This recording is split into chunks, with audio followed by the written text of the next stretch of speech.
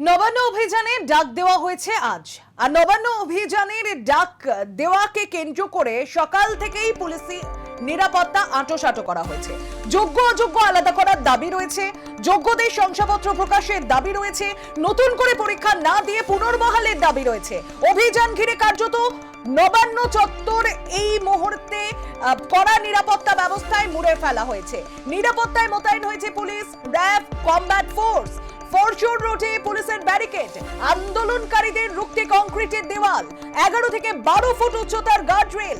অপ্রীতিকর পরিস্থিতি এড়াতে প্রস্তুত রয়েছে প্রশাসন। নিরাপত্তা খতিয়ে দেখেছেন ইতিমধ্যে সিপি, ডিআইজি। নিরাপত্তা বলায় মুড়ে ফেলা হয়েছে হাওড়া স্টেশন চত্বর এবং সেই সঙ্গে জিটি রোড।